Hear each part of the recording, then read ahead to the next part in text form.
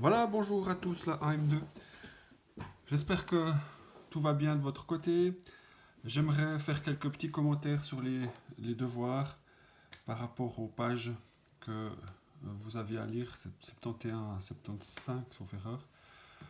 J'irai un tout petit peu plus loin de toute façon. Alors, nous sommes toujours dans le chapitre qui concerne la demande. Je vous rappelle, c'est lorsque vous êtes acheteur.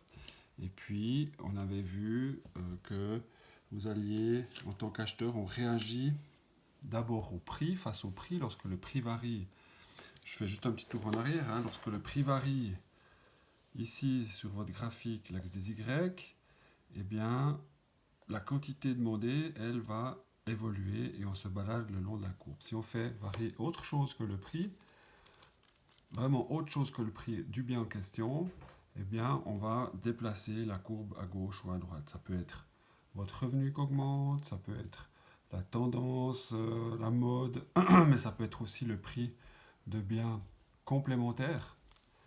Hein, un bien ne peut pas fonctionner sans l'autre, ou des biens de substitution. Euh, un bien peut remplacer un autre. Donc ça, c'était ce qu'on a vu. Maintenant, on va voir quelques petites représentations un peu spécifiques de la demande. La première partie, c'est celle-ci. C'est tout simple, c'est qu'on va dire, c'est une règle générale, hein, plus le revenu va augmenter, donc le revenu est représenté sur l'axe des Y.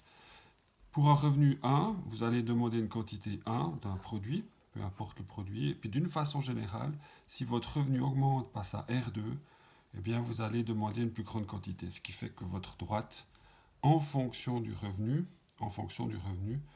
elle a une pente positive.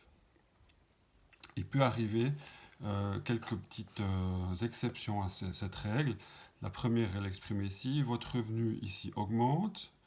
On suit la même courbe et tout à coup, si votre revenu continue d'augmenter ici, eh bien votre demande s'arrête à ce niveau-là et puis ça devient une verticale.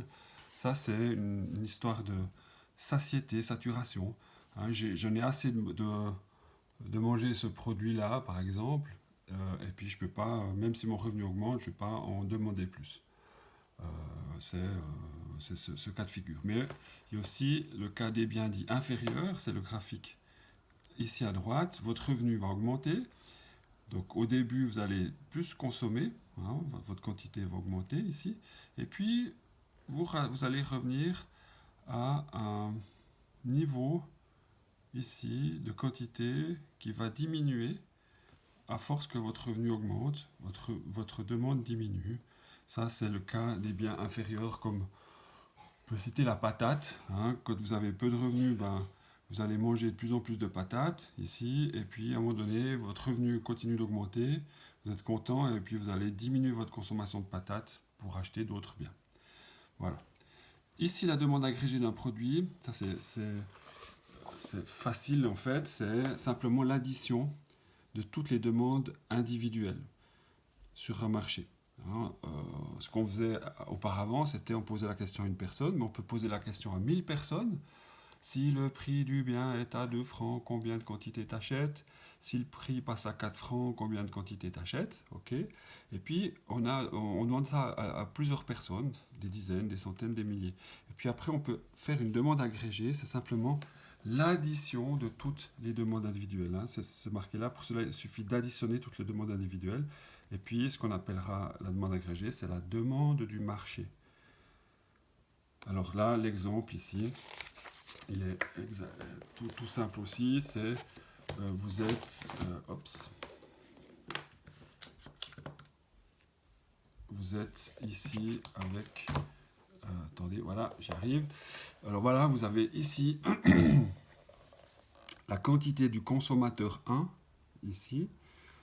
Si le prix est de 1, il va demander 35. Si le prix est de 2, il va demander 25. Si le prix est de 3, il va demander 15. Si le prix est de 4, il va demander 5. Donc plus le prix augmente, moins la quantité demandée sera élevée. Pour la quantité du consommateur 2, il va évoluer aussi de la même façon. Plus le prix augmente, plus sa quantité demandée va diminuer. Et la quantité individuelle, on va l'additionner 35 plus 30, 65, 25 plus 20, 45, etc. Et on obtiendra la quantité agrégée. Alors là, c'est que pour 2 personnes, mais ça peut aller effectivement à beaucoup de gens.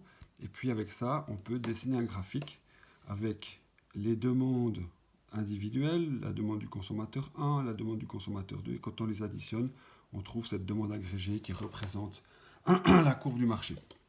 Donc ceci, graphiquement, on va simplement additionner, c'est marqué une addition horizontale de toutes les courbes. Alors si on va prendre des exemples faciles, si le prix est de 4, le consommateur 1 va demander 5, et si le prix est de 4, le consommateur 2 va demander 10. 5 plus 10 égale 15, puis on trouve le petit point ici. Alors on ne voit pas très bien parce que c'est tout petit, mais c'est une addition horizontale. Ce qu'il faut aussi savoir, c'est les 2 points ici, c'est que cette demande agrégée, la demande du marché, elle va exactement se déplacer comme les demandes individuelles.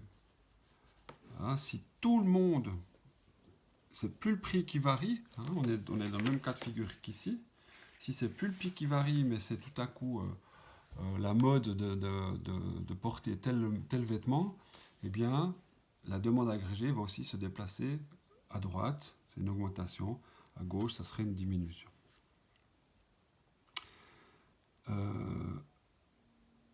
Et puis aussi, la demande agrégée se déplace lorsque le nombre de consommateurs augmente ou diminue. Si vous avez 2 consommateurs, ben voilà, mais si vous en avez 100 000, évidemment, ben, votre graphique agrégé serait 3 km plus à droite. Ça, c'est les petits cas de figure. Ici, on va commencer quelque chose d'extrêmement important, c'est l'élasticité de la demande. L'idée de cette partie de chapitre, c'est avec un calcul tout simple, on va être capable de mesurer la sensibilité des gens, des consommateurs, à une variation de prix. Si le prix double, par exemple, est-ce que les consommateurs vont diminuer de moitié leur consommation? Ça peut être un cas de figure. Si, dans certains cas, si le prix double, les consommateurs continuent quand même à acheter. Donc, on va mesurer la sensibilité des gens lorsqu'ils achètent quelque chose suite à une variation de prix. Alors c'est marqué là, hein, l'élasticité de la demande mesure l'intensité de la réaction des consommateurs à une variation du prix du bien. Ce qu'on appelle l'élasticité prix. Et à une fluctuation de revenu, l'élasticité revenu, à la modification des prix des biens d'autres, l'élasticité croisée. Donc il y a plusieurs élasticités possibles. C'est important de connaître cette élasticité, parce que c'est marqué, joue un grand rôle dans l'analyse économique. Et puis, ça peut permettre aussi à une entreprise, peut-être l'aider à fixer son prix de vente, en sachant comment, en face d'elle, les consommateurs vont réagir à une variation de prix. Alors, ici, l'idée, c'est cette première partie. Je voulais la laisser découvrir. Hein. Alors, vous avez une petite formule. Puis, en fait, vous avez malheureusement une petite démonstration ici qui vous fait que, entre 2 points, par exemple, je prends cet exemple ici, le prix est de 5, la quantité est à 30, si le prix passe à 7, les gens consommeront plus que 10. Eh bien, en faisant l'utilisation de cette formule-là, on trouve 2 élasticités différentes. Et ça, c'est un inconvénient. Donc, ne retenez pas cette formule-là. Elle est biaisée. L'idée, c'est de venir sur cette formule-là que je vais me permettre de vous réécrire pour que vous la notiez vraiment correctement. Élasticité du prix, bon, ils appellent ça moyen, PM. Eh bien, on va réécrire la formule. Ça sera Q2 moins Q1 sur Q2 plus Q1 sur 2. Faites attention, je fais exprès des petites barres de fraction, moyenne barre de fraction, grande barre de fraction. Je vous explique après. Après, vous faites P2 moins P1 sur P2 plus P1 sur 2. Voilà votre formule, j'espère que vous la voyez. Hein, vous en prenez note. C'est la même que celle-là, mais détaillée, on va dire, expliquée un tout petit peu différemment. Donc vous avez ici E, PM, élasticité du prix moyen, variation relative moyenne de la quantité demandée sur la variation relative moyenne des prix. Ok, ça veut dire quoi? Vous avez cette formule-là, où delta Q, c'est Q2 moins Q1. Alors je vous donne directement un exemple ici. Je vais peut-être écrire en vert. Exemple. On va prendre un exemple vraiment au hasard. Période 1, alors P1, P2, Q1, Q2. Alors, si le prix est de 10 francs, la quantité demandée sera par exemple égale à 30 francs. Si le prix passe à 12 francs, la quantité va chuter à, on va dire, 12. Ah, pas des francs ici, 12. 12 unités, 12 pièces. Excusez-moi. Alors je répète, si le prix est de 1, le premier prix 1 est de 10 francs, la quantité sera de 30 pièces. Si le prix augmente un tout petit peu, la quantité de, elle, va baisser à 12 pièces. Alors je vais utiliser maintenant ma formule, qui est là, en appliquant cet exemple. Donc je vais calculer l'élasticité du prix moyen, c'est égal à Q2 moins Q1, donc 12 moins 30 sur Q2 plus Q1 sur 2, Q2 plus Q1 sur 2, 12 plus 30 divisé par 2, et puis dessous, P2 moins P1, donc 12 moins 10, attention, ne confondez pas le prix de 12 et la quantité de 12, hein. Et 12 moins 10 sur 12 plus 10 sur 2. Alors, je vous ai dit, il faut vraiment veiller à avoir ce genre de barre de fraction un petit peu plus élevée. Ça va vous aider à résoudre ceci. Alors, soit vous êtes super doué avec votre machine à calculer et puis vous faites avec des parenthèses. Franchement, c'est risqué. Alors, ce que je vous propose, c'est vraiment de faire step by step les choses. Et vous commencez par les petites barres de fraction ici. 12 plus 30. 12 plus 30, ça vous fait 42 divisé par 2. 12 moins 30, ça fait moins 18. Et puis 12 plus 10, ça fait 22 sur 2. Et puis 12 moins 10 est égal à 2.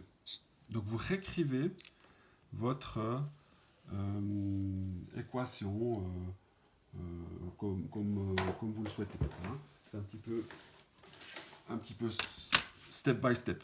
Alors, on continue. 42 divisé par 2, ça fait 21. Moins 18 sur 21. Et puis 2 sur 22 divisé par 2, ça fait 11. Puis là, vous pouvez prendre votre machine à écrire. Vous faites moins 18 divisé par 21. Moins 0,85. Et puis 2 divisé par 11 égale 0,18 périodique. Tout ça, eh bien, divisé par 0,18, moins 4,7. Vous trouvez un chiffre négatif de moins 4,7. Donc, cette formule est importante, il faut la connaître par cœur. Q2 moins Q1 sur Q2 plus Q1 sur 2, et puis P2 moins P1 sur P1 plus P2 sur 2. Et puis, vraiment, quand vous avez un exemple, vous tranquillement, vous indiquez les choses, et puis vous faites étape par étape pour arriver à un chiffre à la fin. On verra les différents cas de figure à la page suivante, à la page 74. Et voilà le type de calcul. Ne soyez pas étonnés que quand vous travaillez avec une élasticité sur la demande, vous allez trouver un chiffre négatif, c'est normal. Hein, parce que c'est une relation inverse entre l'évolution des prix. Hein, la règle de la demande, c'est plus le prix va augmenter, moins la quantité sera grande. Hein, c'est une fonction inverse. donc chiffre ici qui sera négatif. Voilà pour cette formule-là qu'il faut bien connaître pour la suite. Donc toute cette démonstration était là pour vous dire que c'est cette formule-là qu'il faut utiliser, mais une fois de plus, delta Q c'est Q2 moins Q1. Mais ce n'est pas représenté là. Donc c'est pour ça que je me permettais, une fois de plus, de vous demander de réécrire, vous pouvez l'écrire à côté, hein, mais écrire cette fonction-là pour vous. Alors, ici, c'est quelques petites remarques, puis après on va voir dans le détail comment ça se passe. Hein.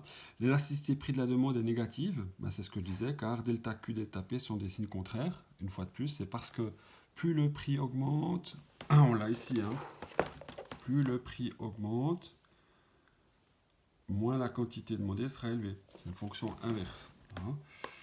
Et puis, en valeur absolue, l'élasticité prix de la demande varie entre les limites suivantes. C'est-à-dire, je reviens à mon petit exemple là, c'est que ce chiffre-là est négatif. Et puis, quand on fera l'analyse, pour l'analyse, qui sera à la page 74, on va prendre votre élasticité en valeur absolue. Valeur absolue, hein, je vous rappelle, on supprime les signes. Donc, dans ce cas-là, c'est l'élasticité prix moyen de mon truc, elle sera en valeur absolue 4,7, on supprime le signe. Ça permettra l'analyse. Hein. Juste voir où j'en suis. Ouais, j'arrête là et puis on continue avec la suite ici.